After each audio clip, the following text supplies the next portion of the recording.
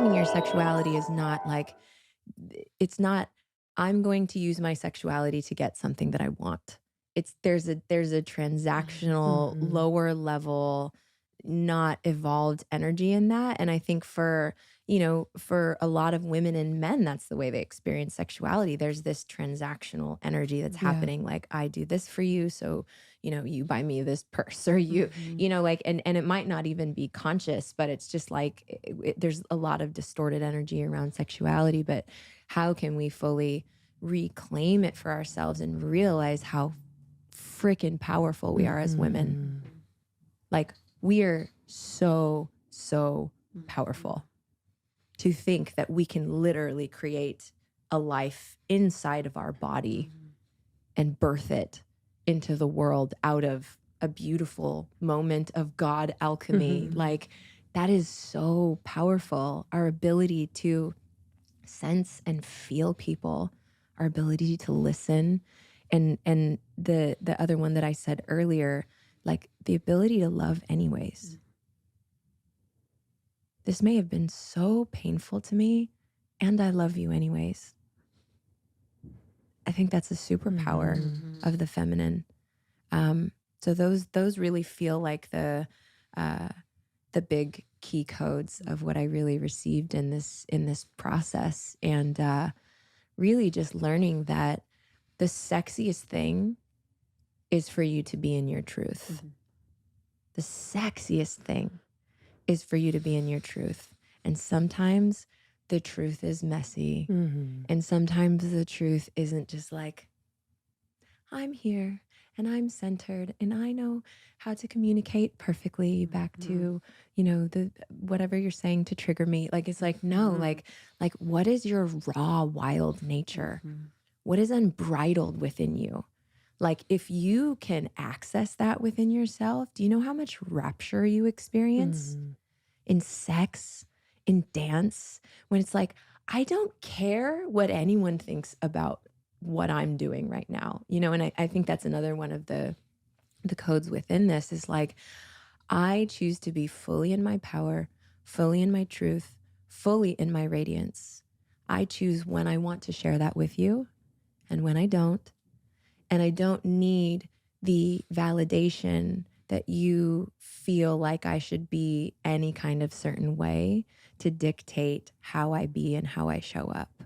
And it's funny because I started, trickling some posts on my social media, particularly about the sacred sexuality, which it's edgy. Like, I know I'm going to take some arrows for it, and that's fine.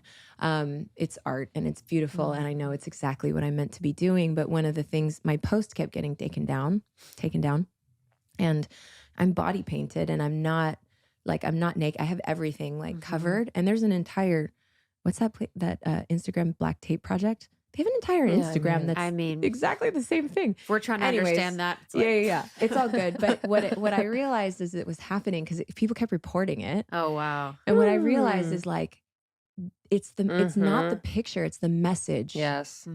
It's the message that's triggering for people.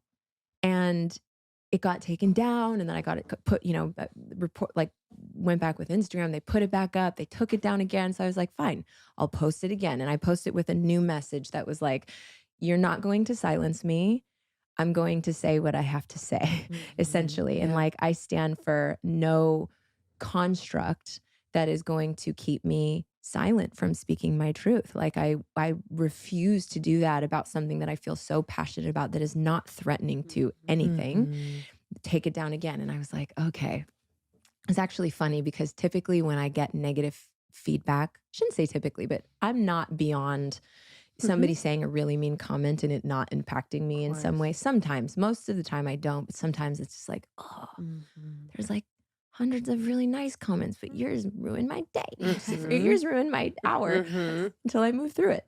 But with this, it was just like, I kind of felt this Kali energy. It was wild. It was like, shoot your arrows at me.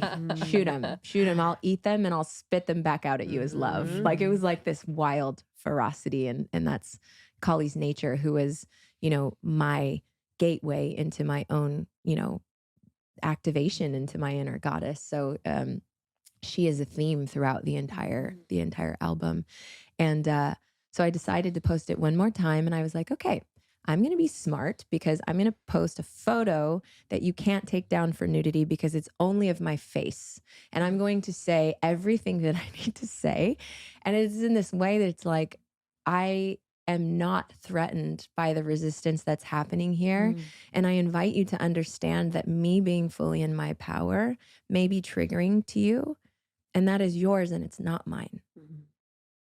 And it's not impacting me in that way. And for women to feel that type of response to the way that it's like threatening to some people for us to fully be in our power, you know, if you're having reactivity back and you're fighting back with the same energy, that doesn't resolve anything. What the world needs is for women to just fully embody their truth. I don't need to yell at you to validate me, but I'm going to speak my truth and set a boundary. I'm going to say no, but I'm going to stand here in my truth anyways. And that might mean that I take arrows, and that's fine because I really trust in what I'm being guided to do and how I am being invited to stand for women in the world. I always find it so powerful when something like that happens, especially on the internet, because people can kind of hide behind their handles and whatnot and kind of say what they want to say.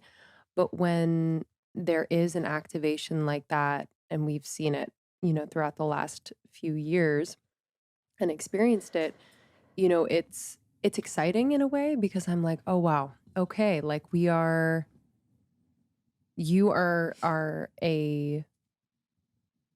definitely paving the way for this type of expression to become a new baseline for women. And I think it's not uncommon and kind of expected for the first reaction to be resistance, to be kind of this reaction from the trigger. But when you were talking about the power of the sexual energy and just, the creation energy, I think that, to your point, women are so incredibly powerful, especially in that way, that if we were to fully embody it and fully honor it and really own it, it would change everyone's life. And that change is too big for people to, right in this moment, potentially experience or bear. Yeah. Because I really think that is kind of the key to this more unconditional love, this shift that we're all kind of desiring on a deep level,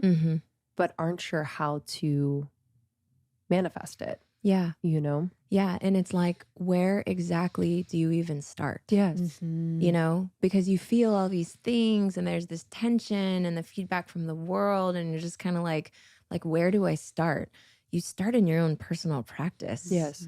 You know, like this whole invitation, this Goddess Rise invitation, this is all in your own personal practice. You don't need anybody to do this. This is something that inspires the evolution of how you be in truth. Thank you so much for tuning in to Morning Microdose by Almost 30. We hope you enjoyed waking up. As always, we encourage you to take what resonates and leave the rest. If you enjoyed this trip, tune into the full episode on the Almost 30 podcast. All episode information can be found in the show notes. Make sure to subscribe, and if this becomes a part of your morning routine, be sure to share it with a friend. We have new inspiring doses Monday through Friday. Follow us on Instagram at Morning Microdose, and follow Almost 30 at Almost 30 Podcast. Thanks for listening. We'll see you in the vortex.